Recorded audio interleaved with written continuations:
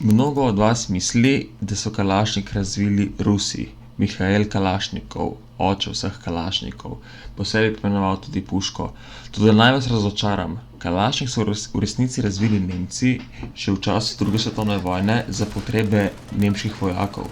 Razvil je Hugo Schmeisser, ki je razvil že nemško puško MP40. Zato je kombiniral MP40 s kar 98K.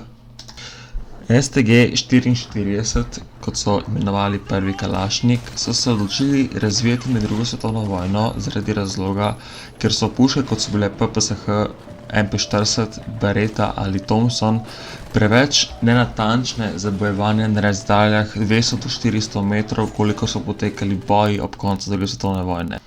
Toda, kako je lahko sploh tako napredno orožje med drugo svetovno vojno sploh delovalo?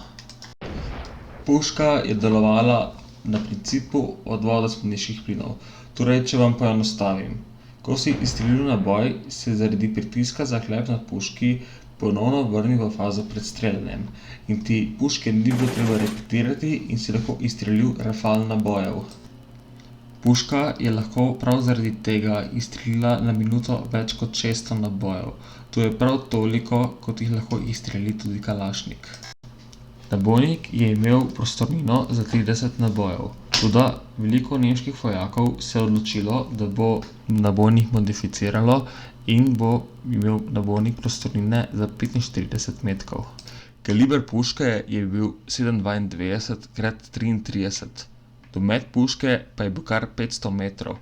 Težka je bila kar 5 kilogramov, proizvajali pa so samo eno leto, od maja 1944 do maja 1945, ko je Tretji rajh končno padel. Proizvedli so več kot 500 000 pušk tega tipa, čeprav se komu zdi to res velika številka, je bila to zelo majhna številka za nemško vojsko, zato so STG 44 dobili le posebno izurjene čete, Führer, Guard, SS, Fallschirmjäger, le redko so dobili pripadniki Wehrmachta.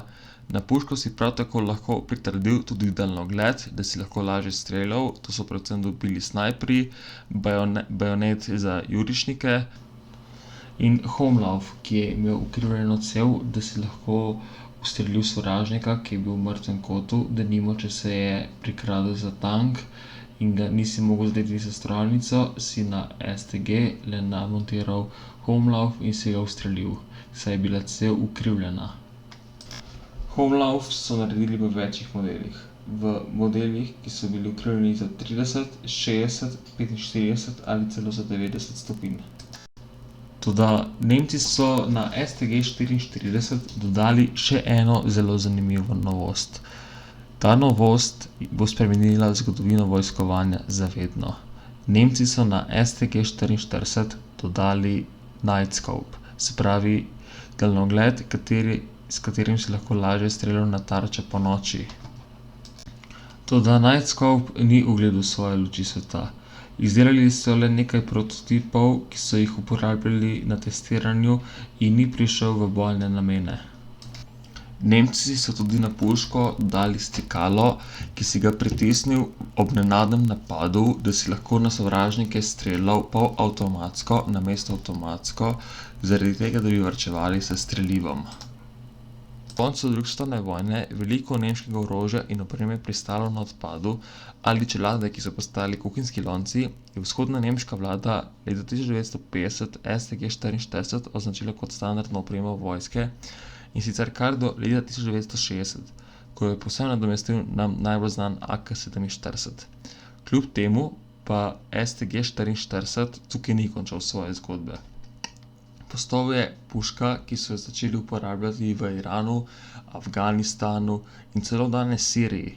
Uporabljali so jo celo v vietnamski vojni na začetku, ko Sovjetska zveza še ni imela vpliva na Vietnamce. Danes pa je STG 44 velja za prvo jurišno puško na svetu, iz katere izhajajo nam bolj znane M16, AUK, SCAR, M4, Zastava in mnoge druge jurišne puške. Upam, da vam je bil dokumentarec všeč. Če vam je bil všeč, pritisnite like ter se naročite. Hvala in lep dan.